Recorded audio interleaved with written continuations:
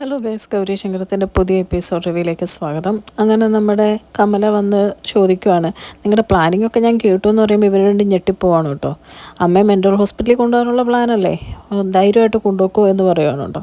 അപ്പോൾ ഇവർ പരസ്പരം നോക്കുക, ഇനി വട്ടായിട്ട് തന്നെ പറയുന്നതാണോ അതോ വല്ലതും മനസ്സിലാക്കിയിട്ട് പറയുന്നതാണോ എന്നുള്ള രീതിയിൽ ഗൗരിയും ഗംഗയും നോക്കി നിൽക്കുന്നുണ്ട് കേട്ടോ.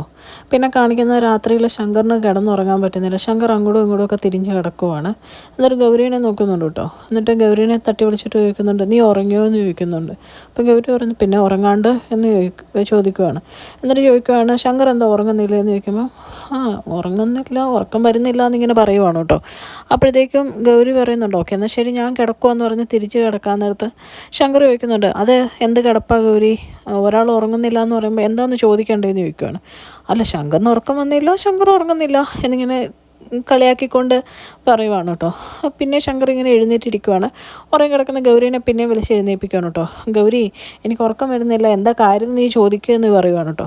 അപ്പം ഗൗരി പറയുകയാണ്, പറഞ്ഞു, ശങ്കർ പറഞ്ഞു, ഞാൻ കേട്ടോളാം എന്ന് പറയുമ്പോഴത്തേക്കും ശങ്കർ പറയുകയാണ്, നമ്മുടെ ഗംഗയ്ക്കേ എന്തോ ഒരു വശപ്പശകില്ലേ, അവളുടെ പെരുമാറ്റത്തിലൊക്കെ എന്തോ ഒരു വ്യത്യാസമില്ലേ എന്നൊക്കെ ചോദിക്കുവാണ് കേട്ടോ. ആ സമയത്ത് ഗൗരി പറയും, ഇങ്ങനെ ഒരു ഫ്രണ്ടിനെ കിട്ടിയത് ഭാഗ്യമാണ്, ഇങ്ങനെയൊന്നും പറയരുതെന്നൊക്കെ പറയുവാണ് കേട്ടോ. ഗംഗ ഒപ്പിച്ച എന്തോ പണിയുടെ ഭാഗമായിട്ട് ആ ശങ്കു ഇങ്ങനെ ടെൻഷൻ അടിച്ചിരിക്കുന്നതെന്ന് മനസ്സിലാവുന്നുണ്ട് ഗൗരിക്ക്. കിടക്കാൻ നേരത്ത് ശങ്കർ പറയുന്നുണ്ട് കേട്ടോ, അടി പ്രൊഫസറുടെ മോളെ, സ്വന്തം ഭർത്താവിന് ഇത്ര പുരോഗമനവാദിയായ ഒരു ഭാര്യയെ കിട്ടാണ്ടിരിക്കുന്നത് നല്ലത്. സ്വന്തം ഭർത്താവിനെ കുറച്ചൊക്കെ സ്നേഹിക്കുന്നതും കരുതൽ കൊടുക്കുന്നതും പൊസസീവ്നെസ്സൊക്കെ ഉണ്ടാകുന്നത് നല്ലതാണെന്ന് പറയുവാണ് കേട്ടോ. പിന്നെ പിറ്റേ ദിവസം രാവിലെ ഗംഗ പറയാണ്, ഇന്ന് ഒരു പണിയും കൂടെ കൊടുക്കും ശംഖുവിന്, അത് കഴിയുമ്പം നിന്നെ തലയിലെടുത്ത് വെച്ചുകൊണ്ട് നടക്കും ശംഖു ഉറപ്പായിട്ടെന്ന് പറയുവാണ്. അപ്പം ഗൗരി പറയുന്നുണ്ട്, എനിക്ക് ശങ്കറിനോട് മറച്ചു വെക്കാൻ പറ്റില്ല, പിന്നെ നിന്നോടുള്ള സ്നേഹം കുറയാതിരിക്കാൻ വേണ്ടിയിട്ടല്ലേ നീ എൻ്റെ കൂടെ നിൽക്കുന്നതെന്നൊക്കെ ഗംഗ ചോദിക്കുമ്പം ഗൗരി ചിരിച്ചുകൊണ്ടിരിക്കുവാണ് കേട്ടോ. അത് കേട്ടോണ്ട് രാധമ്മായി അങ്ങ് വരുവാണ്.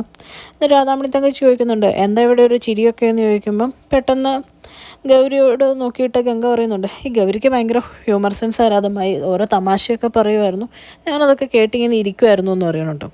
ആ സമയത്ത് പയ്യെ ഗംഗേനെ മാറ്റി നിർത്തിയിട്ട് രാധാമണി തങ്കച്ചി പറയുന്നുണ്ട്, മോളെ അവളോട് വലിയ കമ്പനിയൊന്നും വേണ്ട എന്ന് പറയുമ്പം പെട്ടെന്ന് കമലയും കൂടെ അടുക്കളയിലോട്ട് കയറി വരുവാണ് കേട്ടോ.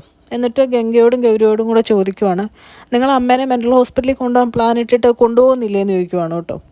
ഇത് കേൾക്കുന്ന രാധാമണി തങ്കച്ചി ഇങ്ങനെ അന്തം വിട്ട് നിൽക്കുവാണ്. അപ്പോഴത്തേക്കും ഞങ്ങൾ പ്ലാൻ ഇട്ടെന്നോ, എന്താ ഈ പറയുന്നത് എന്ന് പറയുമ്പോൾ വേലക്കാർ പറയാം, ചിലപ്പോൾ ഇവർ പ്ലാൻ ഇട്ട് കാണും കൊച്ചമ്മേ, അല്ലാതെ കമലക്കുഞ്ഞ് പറയുകയല്ല എന്ന് പറയുമ്പോൾ ഗൗരി ചോദിക്കുക, അപ്പോൾ കഴിഞ്ഞ ദിവസം കമലയിടത്തി അച്ഛൻ വീഴാൻ കാരണം അമ്മ എണ്ണ ഒഴിച്ചിട്ടാന്ന് പറഞ്ഞത് ശരിയാണോ, നിങ്ങൾ ഒഴിച്ചതാണോ എന്ന് ചോദിക്കുവാണ്. എന്നിട്ട് രാധാമണി തങ്കച്ചിയോടും ചോദിക്കുന്നുണ്ട്, അമ്മയ്ക്കത് കമലയിടത്തേക്ക് തോന്നിയാന്നല്ലേ പറഞ്ഞത്, പിന്നെ ഇപ്പം എന്താ ഒരു വ്യത്യാസം ഞങ്ങളുടെ കാര്യം വന്നപ്പോൾ എന്ന് ചോദിക്കുകയാണ് കേട്ടോ. അപ്പോൾ ഇവർ രണ്ടും പെട്ടുപോയതുകൊണ്ട് ഇവരൊന്നും മിണ്ടുന്നില്ല. അത് കഴിഞ്ഞ് വേലക്കാരത്തി ഇവരെല്ലാം പോയി കഴിയുമ്പോൾ പറയുന്നുണ്ട്, ഇനി ശരിക്കും ഇവർ കൊണ്ട് ഭ്രാന്താശുപത്രിയിൽ ഇടുമോ, ഇനി മേഡത്തിനെ കാണാൻ ഞാൻ വട്ടാശുപത്രി വരേണ്ടി വരുമോ എന്നൊക്കെ ചോദിച്ചിരിക്കുവാണ് കേട്ടോ. പിന്നെ കാണിക്കുന്ന ശങ്കറിൻ്റെ അടുത്ത് ഗംഗ വന്നിട്ട് ഒരു ഗിഫ്റ്റ് കൊടുക്കുവാണ് കേട്ടോ, ഒരു ഹൃദയം ഒരു ബോക്സിൽ. എന്നിട്ട് അതിനകത്തൊരു കുറിപ്പുണ്ട്, ഈ ഹൃദയത്തിൽ എനിക്ക് മാത്രം ഒരു ഇടം തരുമോയെന്ന്.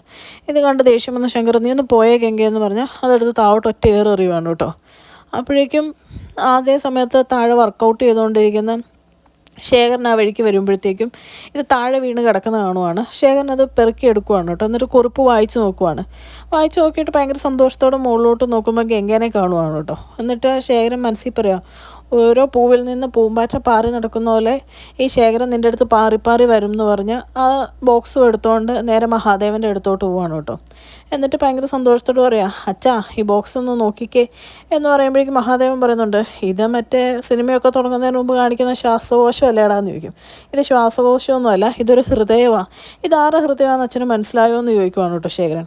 അപ്പോഴേക്കും ഇങ്ങനെ മഹാദേവൻ ഇവിടെ വട്ടായോ എന്നുള്ള രീതി നോക്കിക്കൊണ്ടിരിക്കാൻ നേരത്ത് പിന്നെയും ചിരിച്ചിട്ട് ഇതൊരാളുടെ ഹൃദയമാണ് എന്ന് പറഞ്ഞ് ഭയങ്കര സന്തോഷത്തോടു കൂടി നിൽക്കുന്ന ശേഖരനെ കാണിച്ചുകൊണ്ടാണ് കേട്ടോ ഇന്നത്തെ എപ്പിസോഡ് അവസാനിക്കുന്നത്. ചാനൽ ഇഷ്ടപ്പെട്ട് കഴിഞ്ഞാൽ ലൈക്ക് ചെയ്യാനും സബ്സ്ക്രൈബ് ചെയ്യാനും കമൻറ്റ് ചെയ്യാനും മറക്കരുത്. Thank you.